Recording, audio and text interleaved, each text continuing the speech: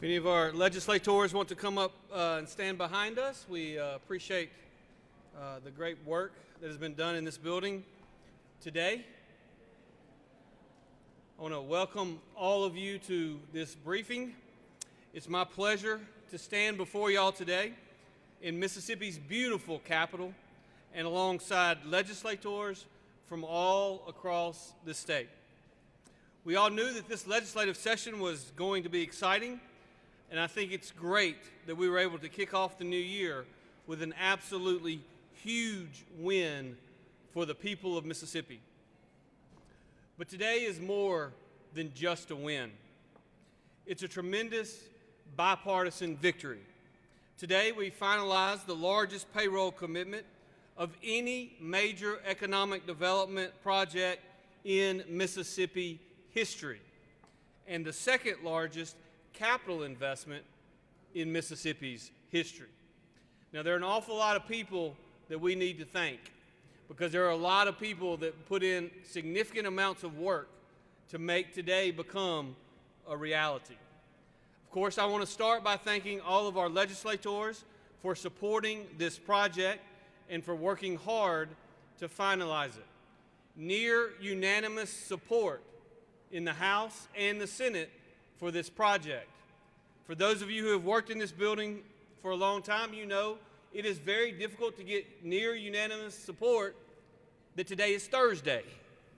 And yet we had near unanimous support in both chambers, which says a lot about the quality of this project and the opportunities that this project presents for Mississippians. I want to personally thank Lieutenant Governor Hosemann and Speaker Jason White for shepherding this legislation through their respective chambers. I also want to thank Senators Hobson and Harkins, as well as Representative Trey Lamar, Representative John Reed, Representative Cockerham for doing the appropriation bills on the floor, and also want to just acknowledge Senator Whaley, Representative Bill Kincaid, and Representative John Faulkner, because those are the three individuals that represent Marshall County. I want to personally thank MDA Executive Director Bill Cork and the entire team at the Mississippi Development Authority, who have worked tirelessly to compete for this project and to win this project. Well over 100 sites across America would have loved to have had this site, and these companies chose Marshall County, Mississippi, and it just is further evidence that Mississippi is open for business. I also want to thank Senator Roger Wicker for his support of this project. He is always available to the people of Mississippi when we need things done in Washington, D.C., and in a project of this size and this magnitude, certainly Senator Wicker's support and help has been vital in getting us to this point. I also want to thank the people at TVA. The power provider is a major reason that we were successful in winning this project, and everyone from those that are located here all the way up to their CEO have worked diligently throughout this process. I want to give a particular thank you and congratulations to the local leaders in Byhalia and Marshall County, who played a critical role in helping to prepare this site for a major economic development win. There is no doubt in my mind that the work of Justin and the 5 members of the Board of Supervisors in Marshall County, were it not for them, we would not be standing here today. Obviously, they have a little more work to be done in the coming days to finalize the local situation, but I am honored at how hard they have worked and how well they have represented not just Marshall County, but how well they have represented the people of the state of Mississippi. And finally, but most importantly, I want to thank some people who have representatives in this Capitol today, but I want to thank the folks at Accelera by Cummins, Daimler Trucks and Buses, and PACCAR for choosing to invest in Mississippi. We're thankful for you, and we're excited to see your success in the future. And let's talk for just a second about what this historic project means. It means almost $2 billion in corporate investment. It means 2,000 new jobs will be created with an average annual salary of approximately $66,000 per year. And it means that Mississippi continues to have momentum, and this remains Mississippi's time. This investment will result in the joint venture locating advanced battery cell production operations in Marshall County. Additionally, they aim to accelerate and localize battery cell production and the battery supply chain in the United States. The company will manufacture battery cells for electric commercial vehicles and industrial applications, creating 2,000 quality manufacturing jobs in the process. The fact is that this kind of economic investment can change the entire face of a community. For Marshall County and the surrounding region, it will help do just that. But we all know that when you're talking about a $2 billion investment and $132 million in annual payroll, these dollars will not just stay in Marshall County. This is the kind of deal that will have a reverberating impact across our entire state. On top of that, this investment further cements Mississippi as a national leader in the automotive industry. We take great pride that products made in Mississippi are helping to drive this nation forward, and this deal builds on that legacy. I also want to point out that I don't believe it's lost on anybody that we've been here before. In 2022, members of the legislature came together and supported the $2.5 billion aluminum dynamics investment in Lowndes County. Now, we've come together to support a deal that invests in Marshall County. We are lifting up our state, job by job, dollar by dollar. We're going to keep our nose to the grindstone, and we're going to keep fighting for every job possible. We have an absolutely fantastic team across this state, and we're ready to compete with the best, and we're ready to beat the best and continue to win. Long story short, I don't think this is going to be the last announcement I make of a major economic development project in the great state of Mississippi. I'd like to say once again to our friends at Accelerate Mississippi, who have worked tirelessly on this project and many of those that came before us, and everyone else who helped get us to this historic day. This is yet another major economic win for our state, and I have no doubt that this project will make a huge difference in the lives of literally thousands and thousands of our fellow Mississippians. At this time, I'm going to ask Speaker Jason White to come to the podium, and then following him, I'll ask Lieutenant Governor Delbert Hosemann. Mr. Speaker. A few comments, y'all. I want to start by congratulating Governor Reeves and his team for continuing to keep what he calls the momentum right here in Mississippi. I appreciate MDA and Bill and his team for conducting their due diligence and bringing forward an attractive proposal that benefits Mississippi. We've been saying Mississippi is open for business, and this economic development project proves bringing 2,000 jobs at an average salary of $66,000. That proves the momentum is real and that we are open for business. I want to acknowledge the swift action from the House and applaud both parties in my chamber for showing their support today. With that shared spirit of cooperation, we will continue to see economic development success stories across Mississippi. We are focused on the partnership of both new and existing economic development opportunities as we continue to bolster our workforce development through Accelerate and site readiness efforts through MDA. We continue to focus on those efforts going forward, and indeed this session. It was a great day today to finalize the historic $1.9 billion capital investment in our state. And with Mississippi's momentum, there's undoubtedly more fruitful opportunities just over the horizon. Thank you. Thank you, Governor. Thank you, Mr. Speaker. Congratulations. Thank you. I don't have long prepared remarks, so when the governor asked us to come over and talk about doing the special session, I reiterated what is obvious here again today, which is that we are open for business. And you have to look back on how we got here. We got here because we have electricity, we have water, we have a welcoming economy, we have economic benefits for every business in the state. This last year, we devoted $40 million to preparing sites that the governor could then go and sell with MDA. We continued by having 100% write-off for capital expenses in our state, leading the country in that remark. And we continued by having, as the governor has referred to it in the New York Times, as a Mississippi miracle for education. All of those are the platform that led to the leadership that's provided by the governor and MDA to close this transaction today.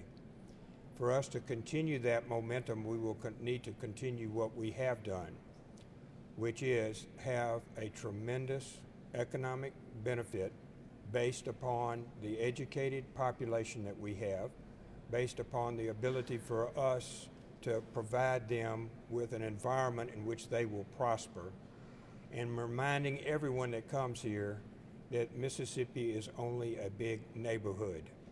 When you come to see us, you become one of our neighbors, and consequently, we will support you not only today, but all the days that go forward from here.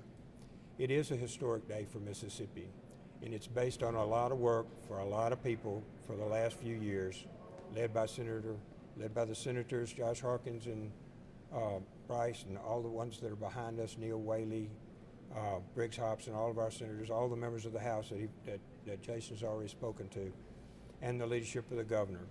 That's how we got here, and that's how we'll proceed from here. So congratulations to MDA, congratulations to the governor, congratulations to the citizens of the state of Mississippi who will prosper from this. Thank you, Governor. Thank you, Governor.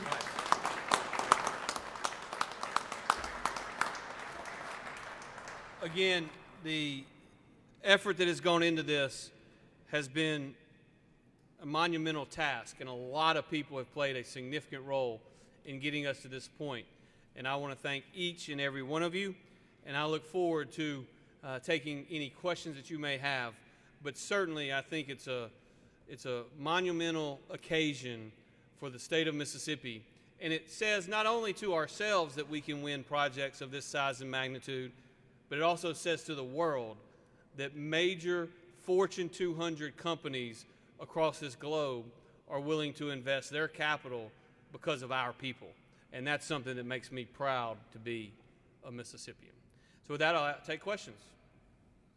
Ross. Governor, you said there was near unanimous support for this legislation. The only no votes came from Republicans. Yet the Democrats who overwhelmingly supported it say they're frustrated that leaders in the legislature and you are not doing more to market projects or to try to bring economic development west of I-55 in the Delta and Southwest Mississippi. Can you give them any assurances that the next one of those next projects that you're talking about will be in an area west of I-55? Well, what I would tell you is that, first of all, I appreciate the huge bipartisan majorities in the House and the Senate that voted for this. And while there's obviously always a lot of conversation around this particular building, at the end of the day, we get to express our pleasure and displeasure through our votes. And I think this project speaks for itself. And so I appreciate the votes of Republicans and Democrats alike. I will remind you that in the 2023 election, I didn't win Marshall County, just FYI. In fact, Marshall County is a majority-minority county. And what's going to happen in this particular facility is that you're going to see Republicans and Democrats.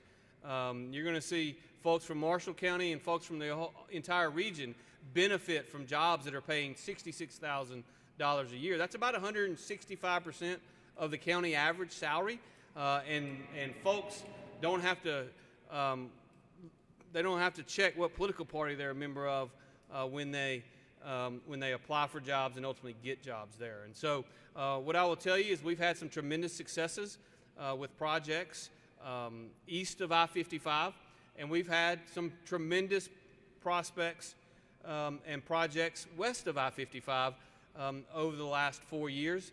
And it is my expectation that we're going to continue to see wins both east of I-55, west of I-55, north of I-20, and south of I-20, because we got good people in every region of our state. And we're seeing significant capital investment virtually everywhere. I can't guarantee you where the next project may locate, but I'll tell you this, I'm pretty confident that whenever the next project comes, that most people are going to be happy about it.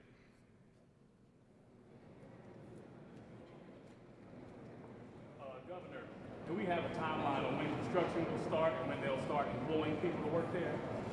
Well, they've already, the joint venture has already started the process of hiring people, and they will start the construction as soon as possible is what I would tell you. You know, the reality is in a project like this, speed to market is incredibly important. And it was a major factor in the decision of the joint venture partners. And one of the reasons that we had such a great site that was ultimately selected is because of the investments that have been made by the local people in Marshall County. And so I can't tell you if they're going to start construction tomorrow or the day after that or a week from now or a month from now.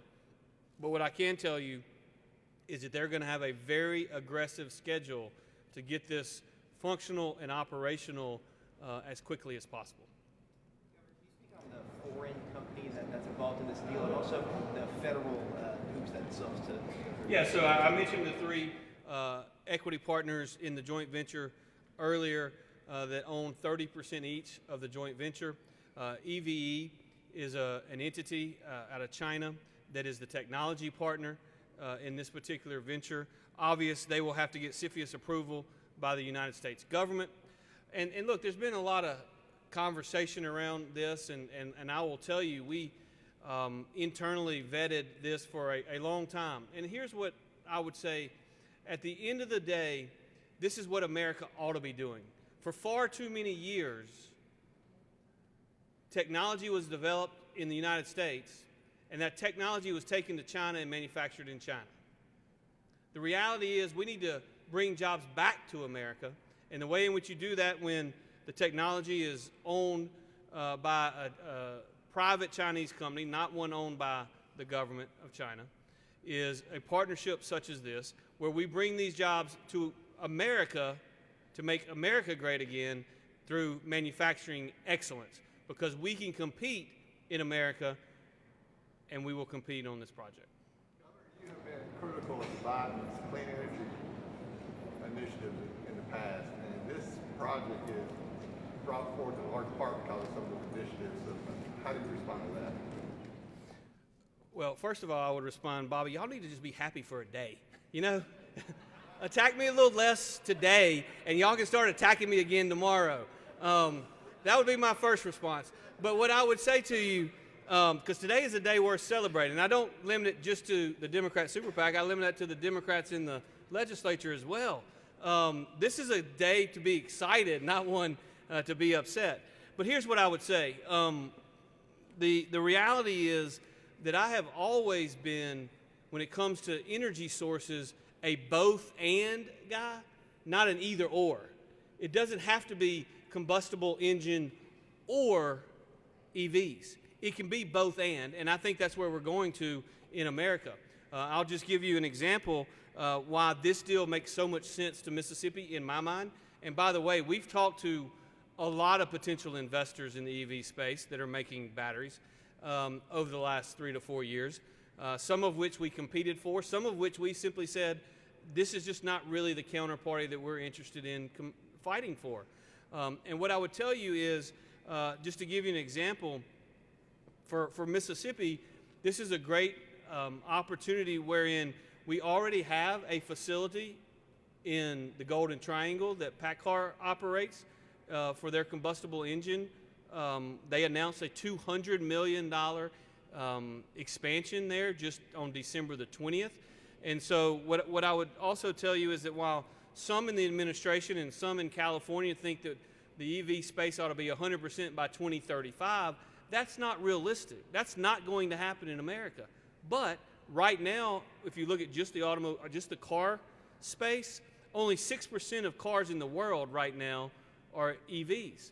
The reality is we don't have to go from 6% to 100% for this to make economic sense. In fact, if we go from 6% to 12, we just doubled the market. If we go from 6 to 18, we've tripled the market. And so what I would tell you is this is a great way for Mississippi to see really quite a great hedge in what the future holds. The other thing I will tell you is the thing that has always been in the back of my mind when we're looking at potential partners is the fact that I don't want to personally be in the business of trying to pick winners and losers in the EV technology space.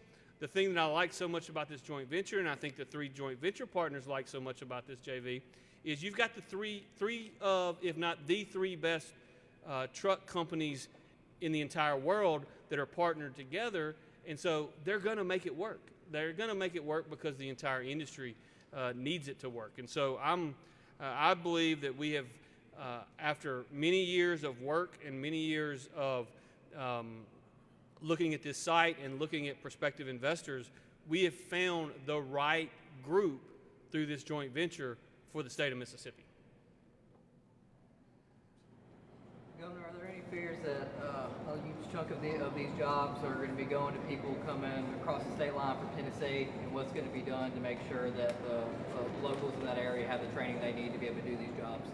Well, I think that there is no doubt that that Mississippi has long borders to the west and the north and the south and the east, and so there's always the risk that some of these jobs are actually, at least initially, are going to be individuals that perhaps live in the state of Tennessee. But what I would tell you is, given the infrastructure that we have in place from this plant south, giving the millions of dollars that we put in this deal for workforce development, workforce training for our people, given the fact that the Blue Oval project is only about 60 miles to the north in Tennessee, I think what you will find is when all is said and done, the vast majority of these employees will actually live in the state of Mississippi. And for those who don't initially, my guess is you're going to see a whole bunch of them move to the state. And what I would tell you about this deal, and specifically the ROIs that we ran on this deal, we just look at this on a deal-only basis. On our ROI calculations, we don't take into account any of the third-party variables and the third-party advantages that we get from an investment like this. For instance, we don't take into account any of the fact that during construction phase, there are going to be literally millions and millions and millions and billions of dollars on the streets in Marshall County where people are eating, et cetera. I'll just give you one story. I happened to be in the Golden Triangle this past weekend. I ran into a gentleman who owns a restaurant in Columbus. He told me he had approximately 90 people employed at his restaurant, and that they were doing catering jobs just about every single day out at the Aluminum Dynamics site for all the construction workers, which we think will reach 3,000 within the next 60 days. Now, none of those jobs, none of that money was taken into account when we did this deal. And so what I would tell you is if a few of these jobs are held by individuals who happen to reside in Tennessee, I don't think they'll live there very long. And at the end of the day, if they live in Tennessee and work in Mississippi, we collect the tax withholding anyway. So it doesn't affect the ROIs on the job. But we obviously want a higher percentage living here. But just to give y'all a secret, we got about 12,000 people who work at Ingalls every day. Not all of them live in Mississippi. There's a whole bunch of people who work in the shipbuilding industry in Mobile that do live in Mississippi. Borders are open from Alabama, Mississippi, and Tennessee, and that's just people are going to choose to live where they want to. This deal makes economic sense for our state. I am absolutely convinced of that.